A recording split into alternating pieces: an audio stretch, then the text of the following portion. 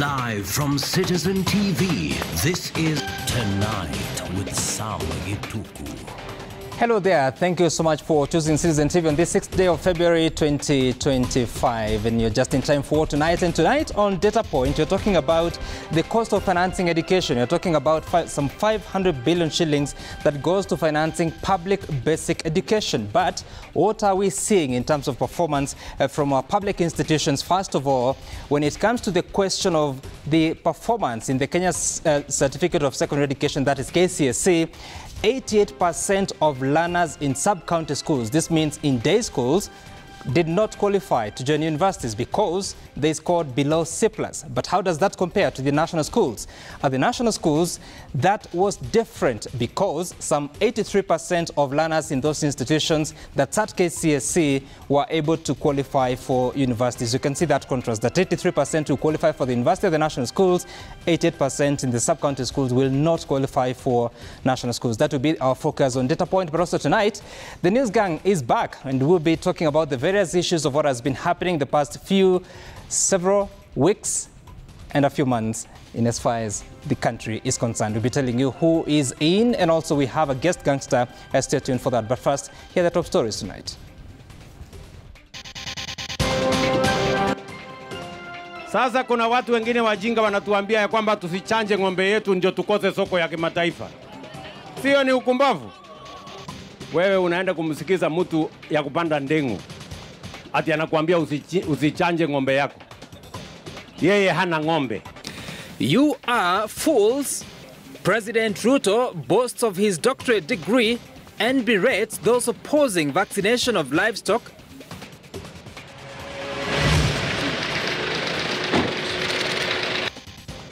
Drama in Bomet County headquarters as EACC arrests Bomet governor of alleged theft of funds.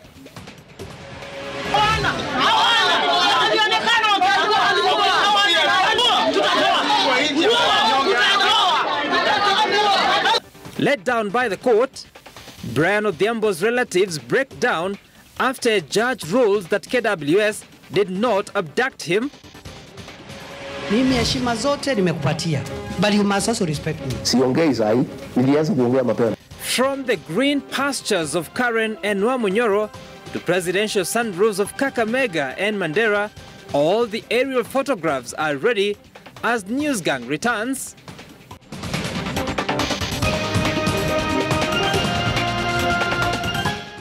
Our sign language interpreter is Yula Nzale. Now tonight, President William Ruto says critics opposed to his administration's livestock mass vaccination campaign are fools who do not have the range to address him due to their lack of academic qualifications that match his. The head of state who spoke during his tour of Garissa County also seemed to direct his tirade at Wiper leader Kalonzo Musyoka, calling him a dengu man who does not have livestock and therefore lacks capacity to appreciate the livestock vaccination exercise. Emmanuel Toh reports on the president's latest tirade that may yet again raise questions on his use of language given his high office.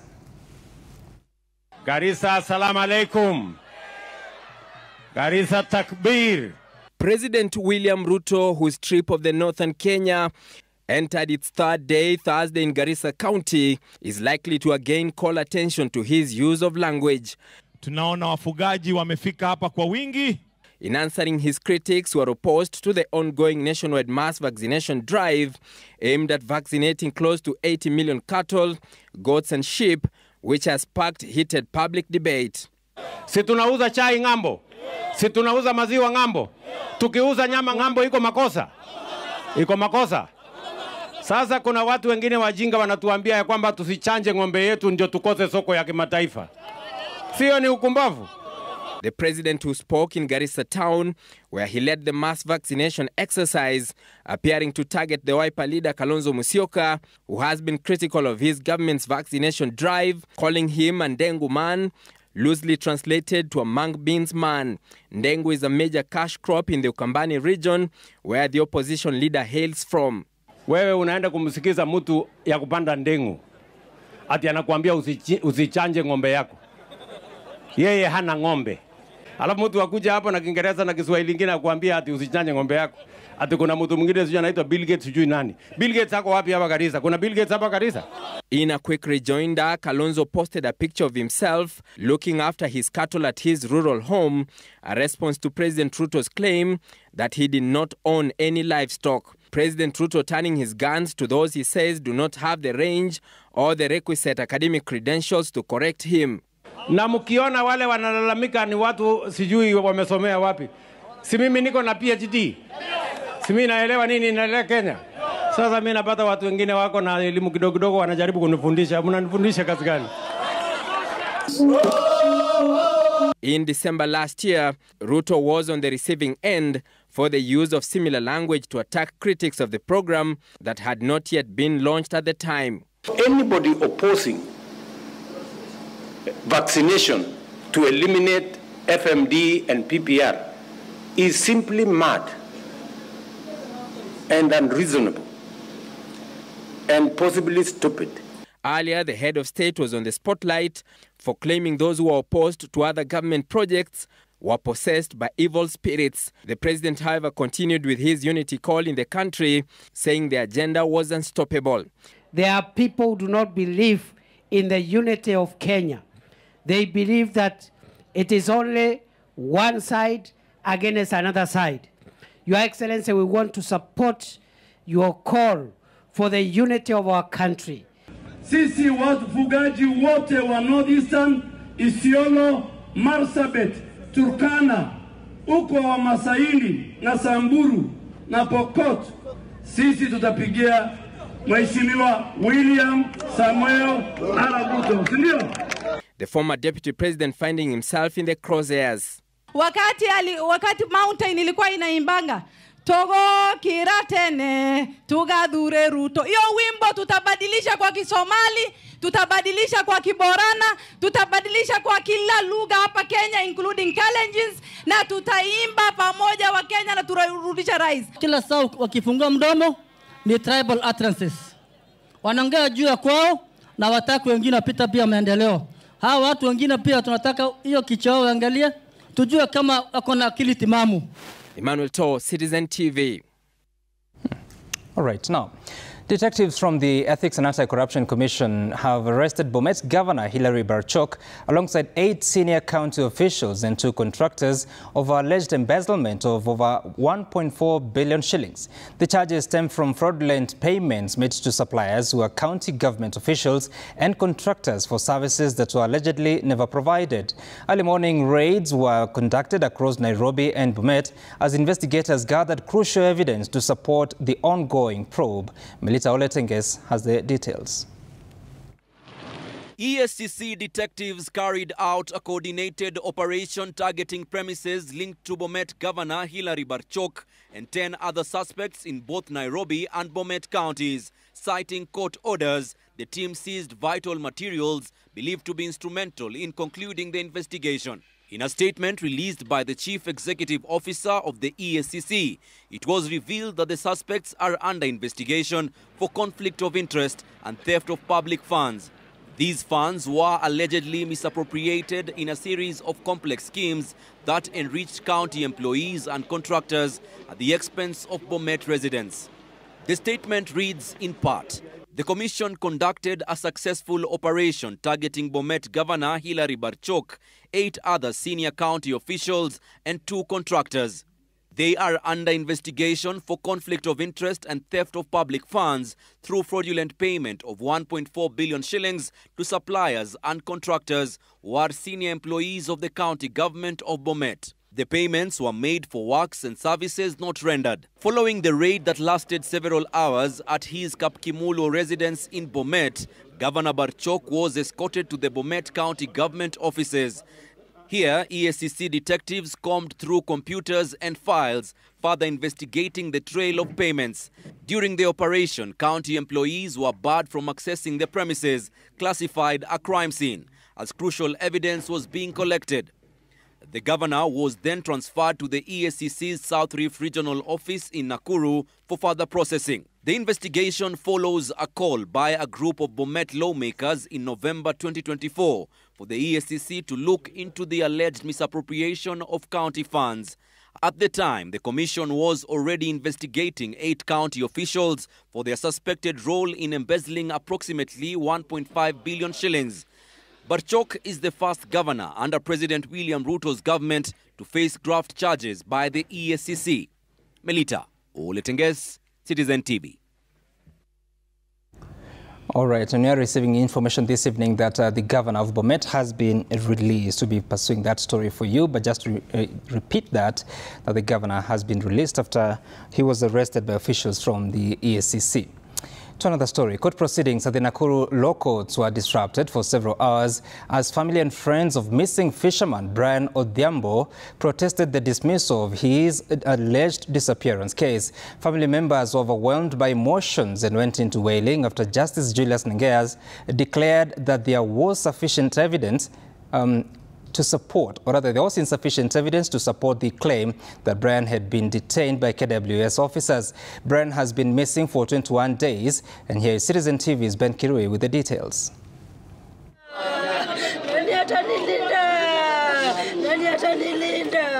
The courtroom was filled with the raw anguish of a mother as Justice Julius Nangea delivered his ruling, dismissing the case surrounding the disappearance of her son Brian Odhiambo, allegedly at the hands of Kenya Wildlife Service officers more than 21 days ago.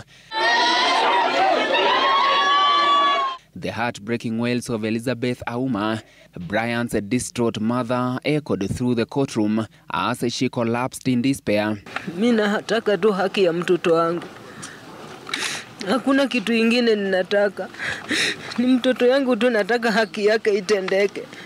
Mimi mwenyewe niliona na macho yangu KWS wakichukua mtoto wangu wakirusha kwa gari. Kwa nini wasinitolee mtoto wangu kwenye walipeleka? Kwa nini wanifanyie hivi? Hata hawa ni wazazi na wako na watoto kama huyu wangu tu. Kwa nini wanifanyie hivi? Kwa nini wachukue mtoto wangu na waende watupe na waseme wajui kwenye ako? In his decision, Justice Nangea cited that there was no sufficient evidence to prove that Brian Odhiambo had been detained by KWS officers. As a result, he declared to issue any further directions in the case. The petitioner's advocates extensively cross-examined the first and second respondents, but they maintained that the subject is not in their custody. It boggles the mind how the subject could just disappear into thin air at Lake Nakuru National Park and fail to get back home. As the first and second respondents have, however, denied having the subject in their custody, and there being no sufficient evidence to the contrary, no further orders or directions will be issued. The ruling sparked disappointment and outrage among human rights activists who caused the chaos along the court corridors, terming the decision a miscarriage of justice. We have set a very bad precedent with this particular decision. What it means is that police can come and arrest me today and even confirm to the court that they arrested me and do what they want to do. And then tomorrow go to court and say, I ran away. And the court will side with the police and say, yes, there is no evidence that they had me. For more than 2 hours after the judgment, Brian's family, friends and activists remained gathered outside the courtroom, still reeling from the verdict as they deliberated on their next course of action. The family lawyer expressed concerns that the ruling had been rushed and delivered in his absence. We would consider an urgent appeal. We are also considering going for an inquest to the forced disappearance of Brian. We would also move to see whether the family of Brian can get compensation, although we know that no compensation would really assuage their anger, their grief at this point in time. Nilipigia wakili, akaniambia kesi ni saa 5 kama vile mahakama imeagiza. Saa 5:30 ndio kesi itakuja kutolewa judgment.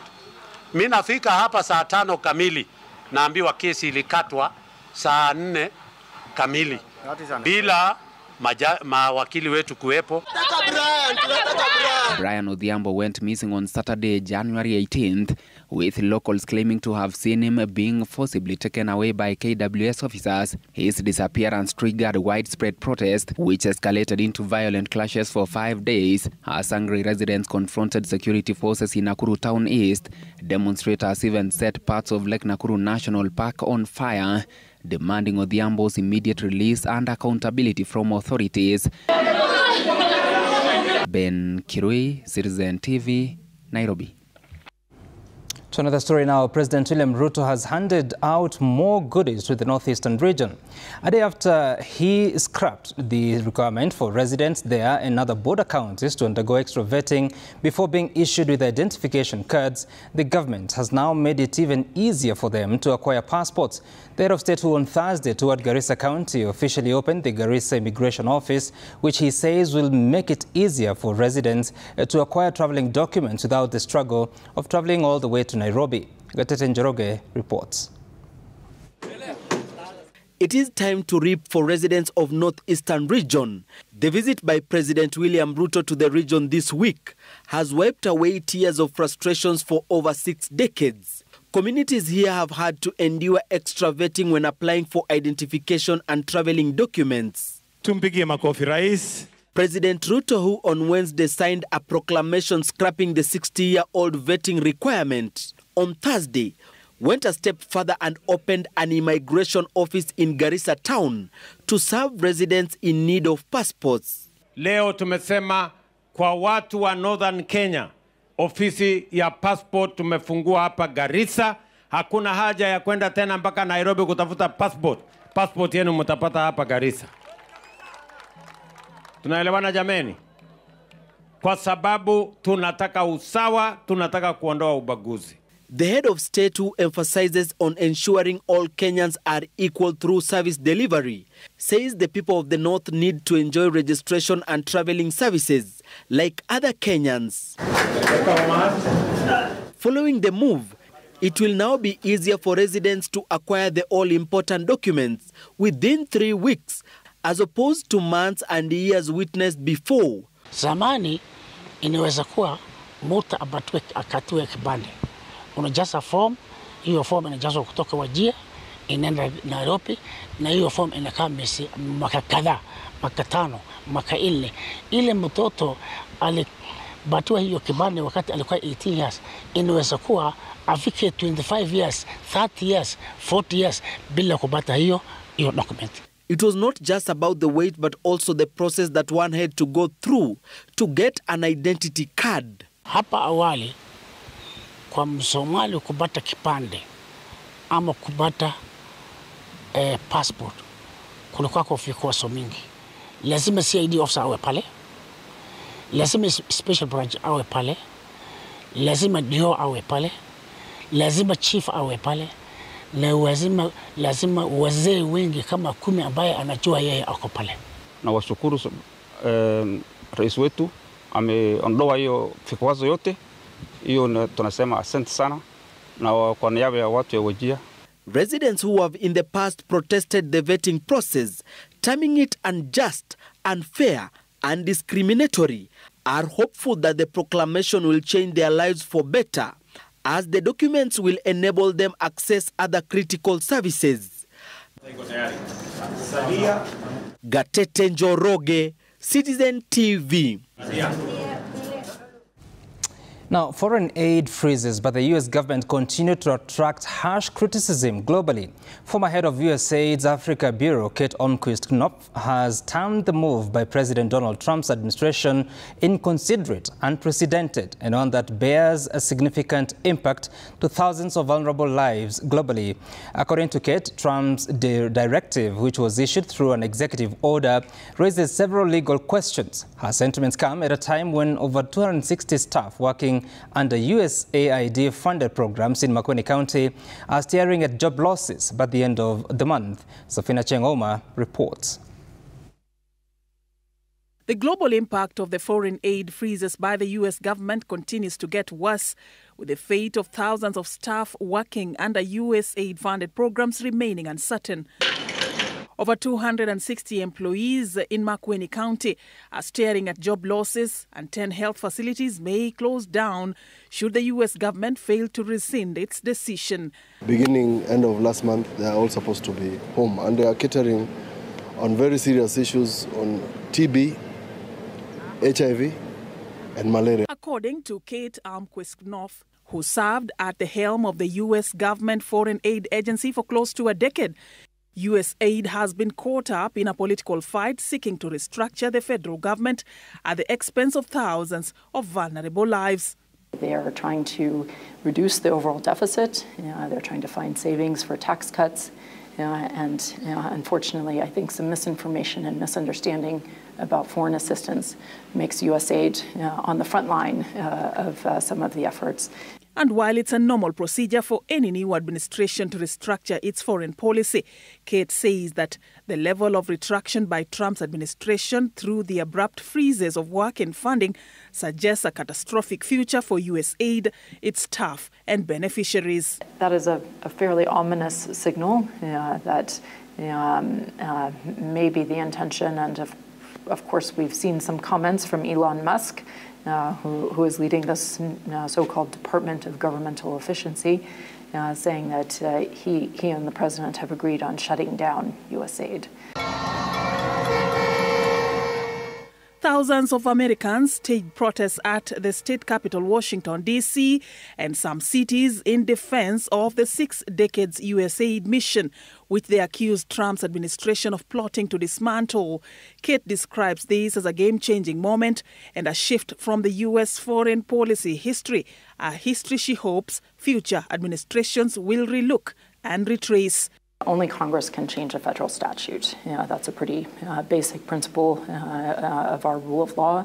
And so if the agency exists in the statute, it's called the Foreign Assistance Act, then Congress must change that statute if they want to downsize it, if they want to reorganize it, if they want to eliminate it altogether. So it's highly controversial what the Trump administration is seeking to do to USAID through an executive order. Kate has also expressed strong reservations with the involvement of billionaire Elon Musk, who is leading the Department of Government Efficiency within Trump's executive. I think a bit unsettling, more than a bit, to be honest, in terms of just the breadth of the change that they're attempting to make in the federal workforce across a number of agencies. As I said, I don't think what's happening to USAID is just solely because of what USAID does. I think it is part of this broader push to overall reduce the size of the federal government and the budget. And he's just been given extraordinary space to do that. And on allegations of the agency's involvement in corruption. USAID is not a corrupt organization. It has extremely high standards of accountability and multiple oversight mechanisms. In fact, its requirements are so high that it can be difficult sometimes for local organizations to receive funding directly because of all of the requirements for oversight. Kenya risks losing 80 billion shillings annually disbursed by the United States to fund critical programs in health, education, agriculture, food security, economic development, clean energy, among others. Safin Achieng Omar, Citizen TV. And the judiciary now wants a tax on judges stopped in response to a report by the ombudsperson that described the judiciary as corrupt and inept. Judiciary says the attacks threaten to water down the public trust and affect the dispensation of justice to those seeking intervention of the judiciary. Stephen Leto reports. The judiciary has lately found itself on the receiving end, from petitions to remove judges of the Supreme Court from office to a report by the Ombudsman paints the judiciary as corrupt. The judiciary now says the attacks on the judiciary are unwarranted. Insults directed at certain judges and judicial officers will adversely affect the authority of the courts and the entire administration of justice. A report released by the Office of the Ombudsman indicated that a total of 700 complaints have been lodged against judicial officers, with 398 cases pending, while 302 cases have been resolved.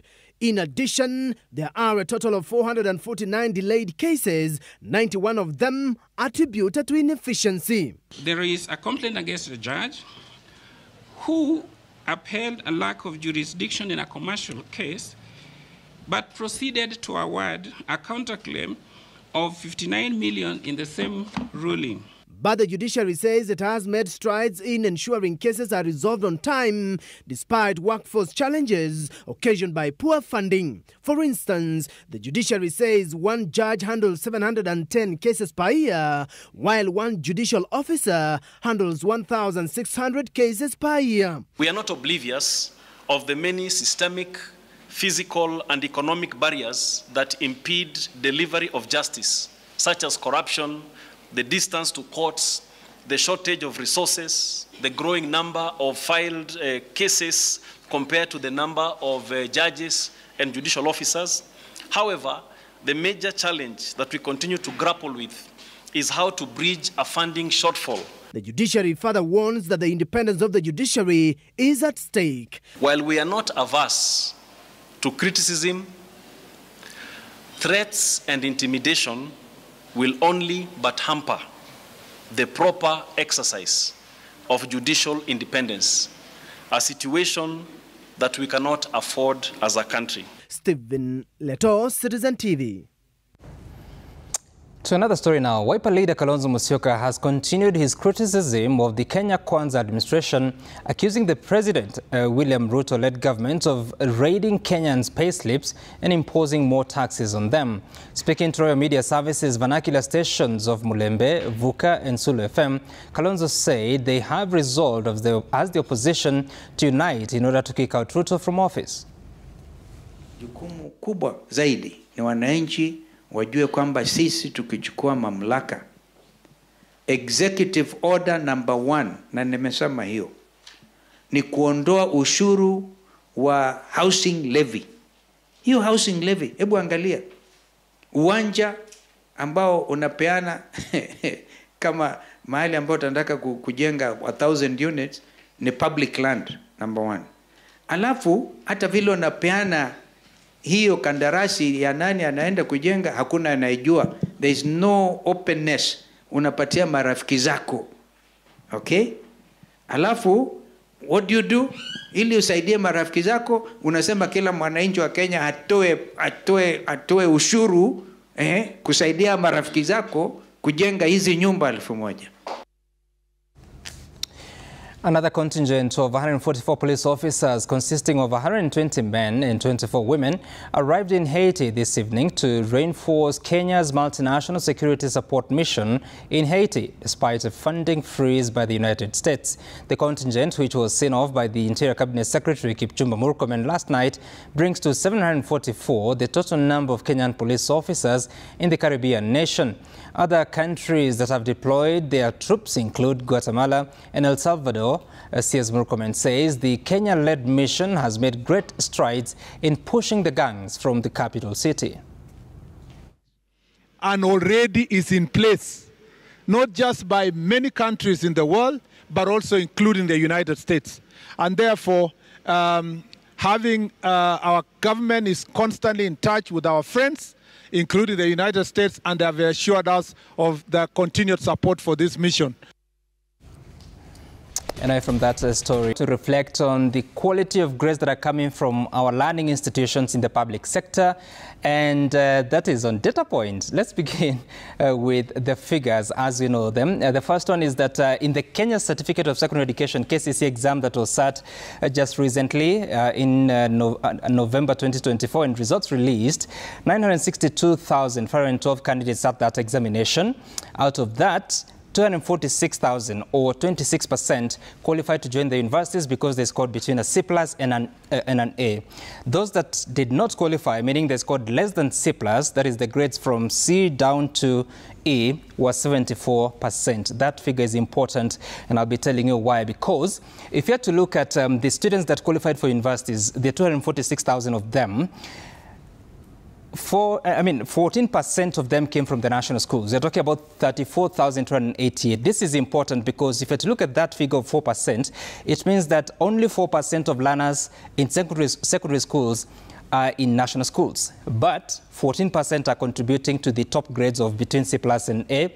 In extra counties, schools that have 21% of the student population in Form 4 that year, the 40% qualified for universities, meaning that out of the 246,000, 40% came from extra county schools. For county schools, which host 15% of the learners, the good grades from better grades from C+ all the way to A plane were 14%, which is some 33,744. And the sub-county schools, which host majority of the cohort, which is at 54%, they were only getting 25% of the grades that are going to the university, equivalent to 61,000. At the private institutions that host 6% of the students, it is 7% contributing to the total of students joining universities. Let's focus on something else here, which is to do with the non-qualifiers, the other side of things. In the national schools, those candidates that didn't qualify, out of the 712,000, national schools only contributed 1%, which is 6,910. Extra county schools, 14% is the contribution to the students that didn't qualify for the universities. If you have to look at the county schools, 110,000 did not qualify for the universities, which is equivalent to 15% of their total class. But the mass of the class is at the sub-county schools. This is 457,000, meaning that 64% of those that did not qualify for universities, to join universities, came from sub-county schools. Now, these are schools that are majorly day schools and in the rural areas. And then for private schools, they contributed 6% of non-qualifiers for the university admission. Let's focus on something else, which is to do with the data from the Kenya Certificate of Secondary Education released by the Ministry of Education of these qualifiers. So let's look at the quality of grades. For the national schools, 83% of the class qualified. Only 17% missed opportunities or will miss opportunities at the university. In extra county schools, it's almost a 50-50 because 51% of those students in extra county schools qualified to join universities. 49% did not qualify because they scored less than a C+. In county schools, it is 23% of learners in county schools that qualified to join universities. 77% did not. So this may start to tell you the probability of your learner getting to qualify for university if they go to some of these schools. In sub-county schools, 12% only qualified to join universities, meaning 88%, which is a huge number, did not qualify. In the private institutions, 30% who qualify to join universities. If they choose to do so, 70% will not because they scored less than a C+. But now, what does this tell us in as far as the quality of grades? This is a quick one.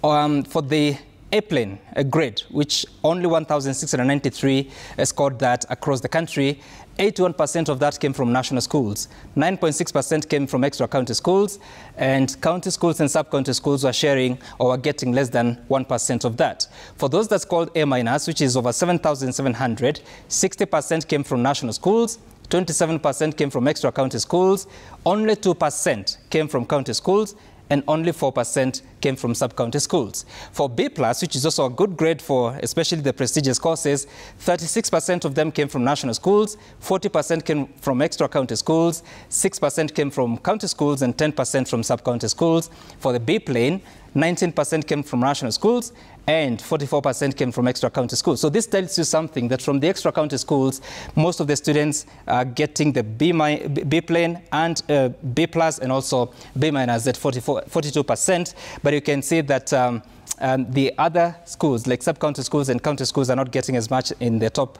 the top grades of the class. Let's take a look at something else, especially for the other grades. On C+, majority of the C+ scorers came from extra county schools. You can see how the numbers compare with sub-county getting about 32%. But now, this is important. For grade E to D+, which is 74%, came from sub-county schools. This is important because it then tells you the sort of performance in those institutions. If you have to look at another grade like C-, 48% is coming from sub-county schools. And let's take a look at what else, because when you reflect on these figures, is there a problem? Let's see if there is, because these are publicly funded institutions. How much is that? We'll look at that in the next slide, which will tell us the amount of money that has been invested in some of these institutions. First of all, in the financial year 2023-2024, which is the year that financed half of the year that they were in school, 628.6 billion shillings was the initial figure allocated to education. Out of that, the free-day secondary education, which is an amount that is allocated to every student who is in a public secondary school, whether boarding or not, the total was 65.4 billion shillings for capitation. Let's take a look at something else that will tell us something. For the financial year that we are in, 24-2025, the free-day secondary education capitation, this is for Form 2, 3, and 4, the figure is 61.9 billion shillings. You notice it has gone down slightly because there's no Form 1 class. The Teacher Service Commission has been allocated 358.2 billion shillings. That figure could have gone higher because there are new enrollment of teachers that is going on. The basic education funding is 142.3 billion shillings. This is for all the way from the first level of education up until Form 4, and that gives a total of some 500 billion shillings. That is the Teacher Service Commission and the basic education. This is an approximate of how much it would have cost to teach the class of 2024 since they were in Standard 1 up until Form 4, because this is an amount that covers the entire class. So for 500 billion shillings, but you end up with 74% in some of those institutions scoring between E and D+, is their value for money. For that investment, 88% of learners in day schools are scoring less than a C+, majority of them at about 69% scoring D+ and below. Is their value for money? Is there conversation to be held? And that is the data point for this week.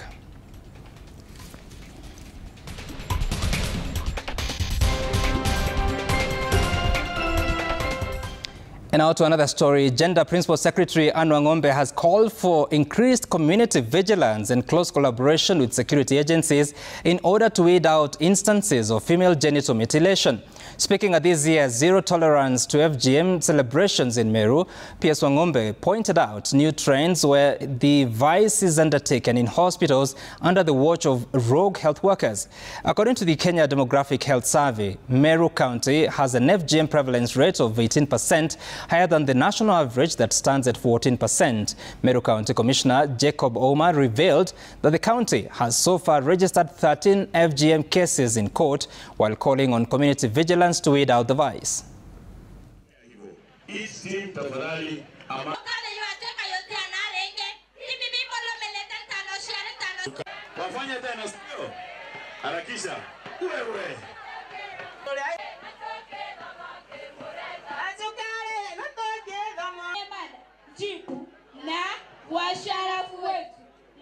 Mgeni wa heshima, sawa sawa. Tunaweza sema hatutaki ukeketaji, and we can succeed in this. Kwa pamoja, let's all decide that tutalinda ndoto za wasichana wetu. Kwa pamoja, tujenge jamii yenye iko na usalama, heshima kwa wote. Raising awareness and educating communities on the dangers of FGM by strengthening alternative rites of passage that celebrate girls without harming them.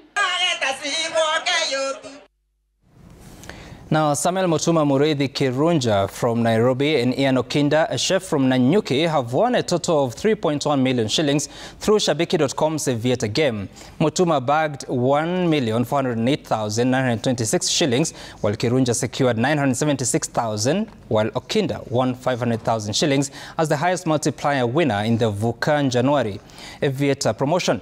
The three winners expressed gratitude, saying their year has started on a blessed note with hopes for improved lives. The Aviator game on the popular Shabiki.com platform continues to gain momentum, with more winners registering impressive wins. Samuel Mutuma has joined the long list of millionaires on Shabiki.com after winning 1.4 million shillings. He says the Aviator game on Shabiki.com is a good plan for 2025. Due to the nature of his job, Mutuma made a stylish entrance while masked. Shabiki.com nilikuwa na wadau wangu pale, nilikuwa tunakamata vitu pale kidogo. Nikasikia akiongea vile anakula pesa, moja wao akanionyesha vile inachezwa. Kesho yake ndio nikaamua kuingia hii game. Nimecheza tu kwa siku 3 peke yake.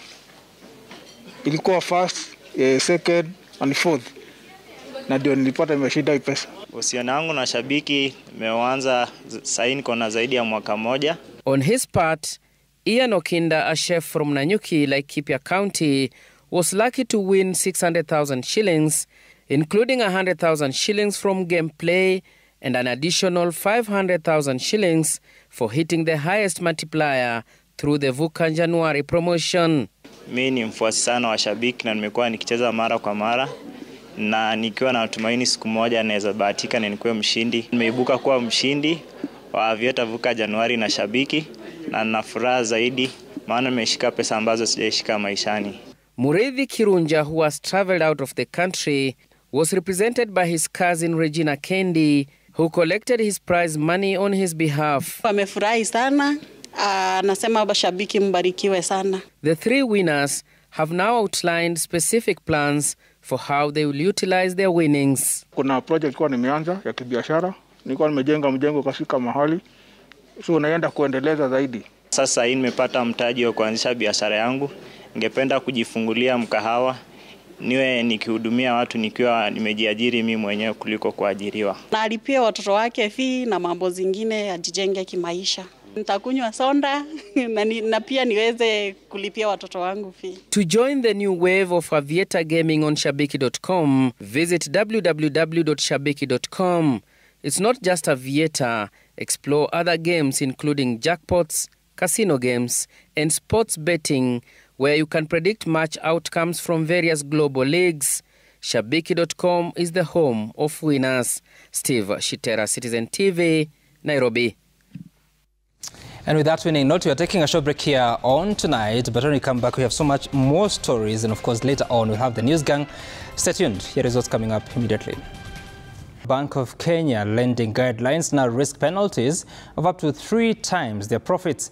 This comes as CBK moves to accelerate the reduction of lending rates following its continued monetary easing measures.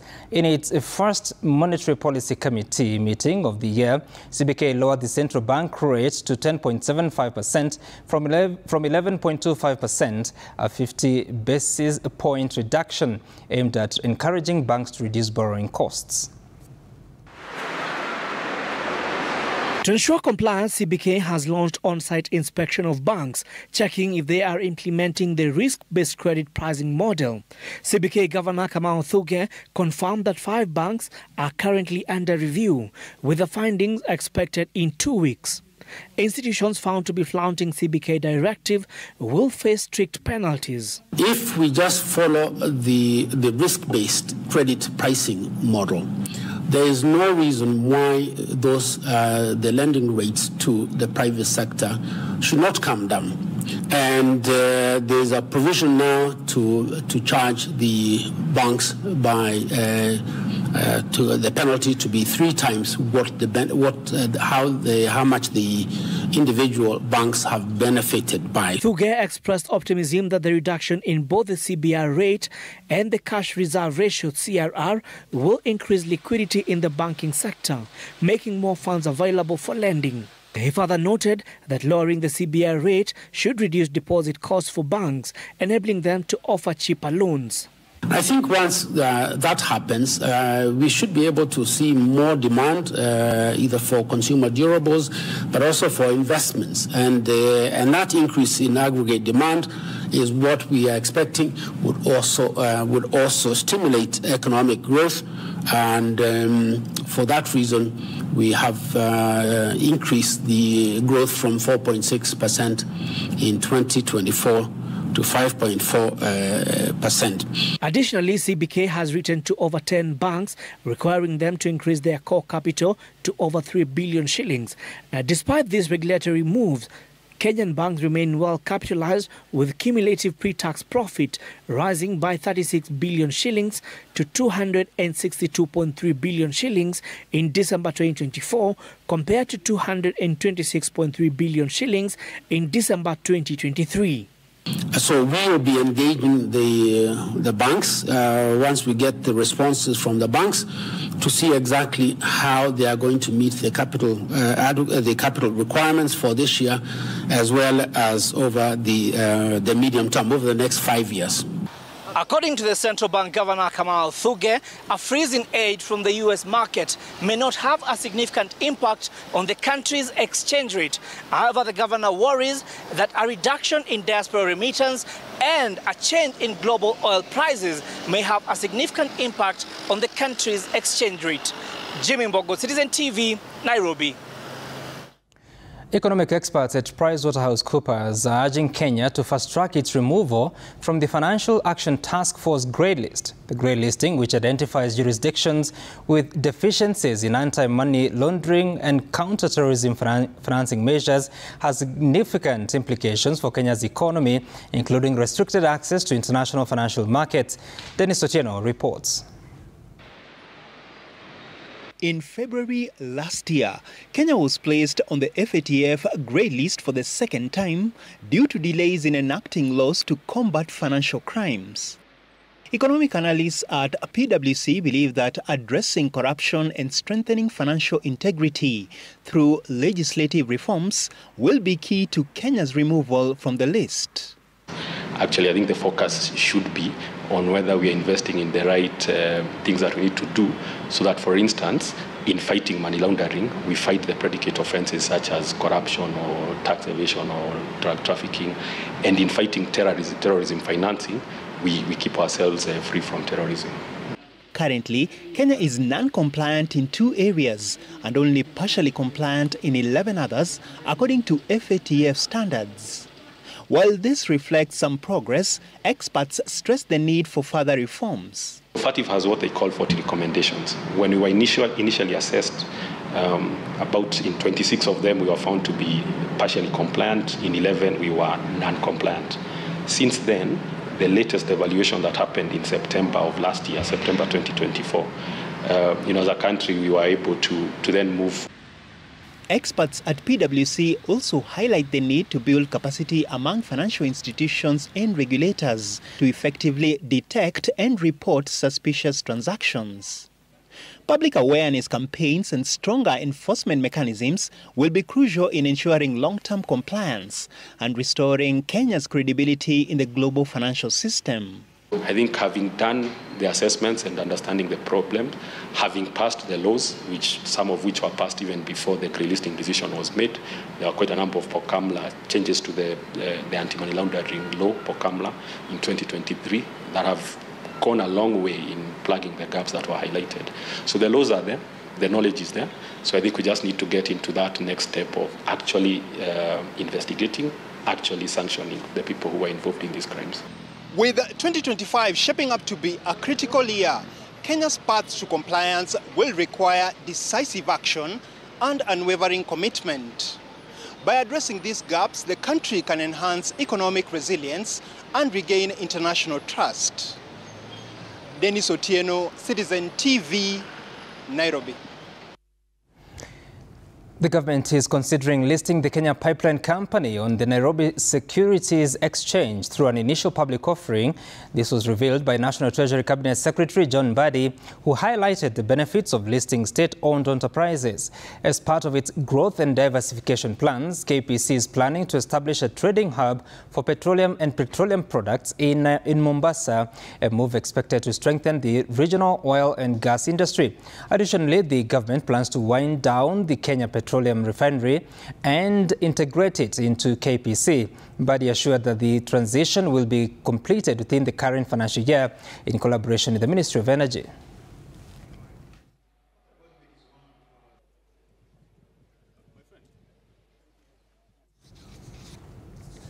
The Kenya Electricity Generating Company, KenGen, has reported a 5.3 billion shillings net profit for the half-year ended December 31st, despite a drop in total revenue. Our reporter Jasmine Omboy brings us the details.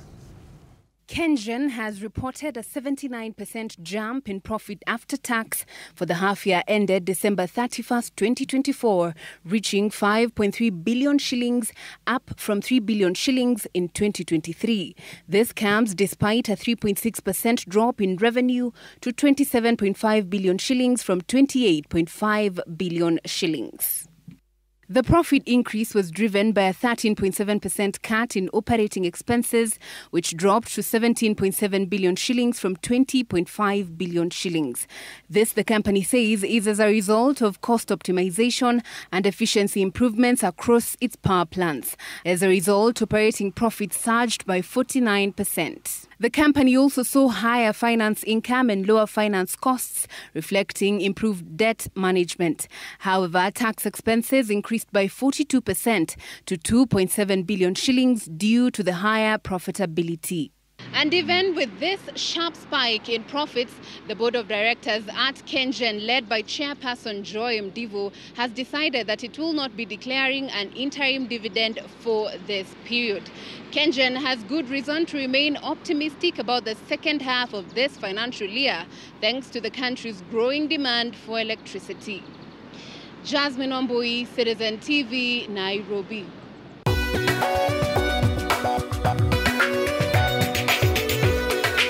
This is me at Stanbic Private Banking. What does it feel like? It's investing skillfully. It's planning wisely. It's living joyfully.